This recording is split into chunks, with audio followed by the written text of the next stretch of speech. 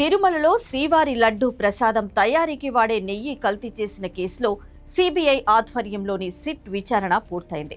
ఈ కేసుకు సంబంధించి నెల్లూరులోని ఏసీబీ కోర్టులో సిట్ అధికారులు సంచలన విషయాలతో ఫైళ్లను ఛార్జిషీటును దాఖలు చేశారు. 2019 నుంచి 2024 మధ్య కాలంలో తిరుమలకు సరఫరా అయిన నెయ్యిలో భారీగా కల్తీ జరిగినట్లు విచారణలో సైంటిఫిక్గా నిర్ధారించారు. పాలు లేకుండా ఫామ్ ఆయిల్, ఫామ్ కర్నెల్ ఆయిల్తో సిద్ధం చేసిన పదార్థాలనే నెయ్యి అని చెప్పి సరఫరా చేశారని తేల్చారు. దానికి నెయ్యి సువాసనలు వచ్చేలా చేసేందుకు బీటా కెరోటిన్ లాంటి రసాయనాలను కలిపారని, ఇలా 5 ఏళ్ల వ్యవధిలో ఏకంగా 60 లక్షల కిలోల కల్తీ నెయ్యి సరఫరా జరిగిందని సిట్ అధికారులు వెల్లడించారు. దీంతోనే 20.01 కోట్ల శ్రీవారి లడ్డూలు, ఇతర ప్రసాదాలు తయారు చేశారని తెలిపారు. ఈ స్కామ్లో 235 కోట్ల టీటీడీ నిధులు దుర్వినియోగానికి పాల్పడడమే కాకుండా కోట్ల మంది భక్తుల మనోభావాలు దెబ్బతీశారని అధికారులు ఛార్జ్షీట్లో వివరించారు. 600 పేజీలకు పైగా ఉన్న ఈ ఛార్జ్షీటులో 36 మంది నిందితుల ప్రమేయం ఉందని స్పష్టంగా వివరించారు. ఈ జాబితాలో టీటీడీ ఉద్యోగులు, అధికారులతో పాటు పలువురు డైరీ సంస్థల ప్రతినిధులు ఉన్నారు. సిట్ అధికారులు మొత్తం 14 నెలల పాటు ఈ కేసు దర్యాప్తు చేశారు.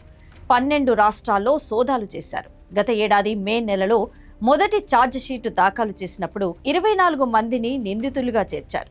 నవంబర్ 23న కోర్టుకు సమర్పించిన మెమోలో టీటీడీ ఉద్యోగులు, డైరీ నిపుణులు కలిపి మరో 12 మందిని నిందితులుగా చేర్చారు. ఈ 36 మంది నిందితుల ప్రమేయం పైన తాజా ఛార్జిషీట్లో అధికారులు స్పష్టంగా వివరించారు. తమిళనాడులోని దిండిగల్లోని ఏఆర్ డైరీ నుంచి దర్యాప్తు మొదలైంది.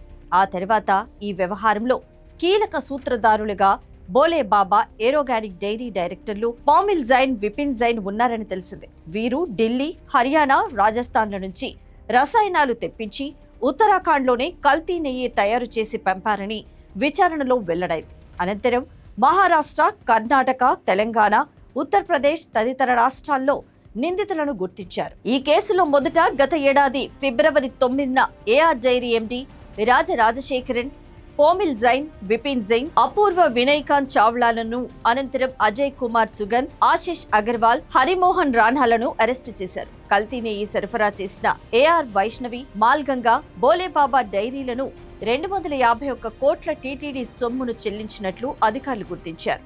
ఈ కంపెనీలు 2019, 2024 మధ్య సుమారు 68 లక్షల కిలోల కల్తీ నెయ్యిని 250 కోట్ల విలువైందని చెప్పి టీటీడీకి అంటగట్టినట్లు ఛార్జిషీట్లో అధికారులు వివరించారు. కమిషన్ల కకృతి కోసం నాణ్యత లేని నెయ్యిని అనుమతించడం వల్ల శ్రీవారి లడ్డూ రుచి, నాణ్యత తీవ్రంగా దెబ్బతిన్నాయని సిబిఐ స్పష్టం చేసింది. తక్కువ ధరకు టెండర్లు వేసిన కంపెనీలు క్వాలిటీ పాటించకుండా ల్యాబ్ రిపోర్ట్లను సైతం మేనేజ్ చేసినట్లు విచారణలో బయటపడింది. లడ్డూ పవిత్రతను దెబ్బతీసిన ఏ ఒక్కరిని వదిలిపెట్టబోమని, చట్టపరంగా సీరియస్ యాక్షన్ తీసుకుంటామని అధికారులు చెప్పారు.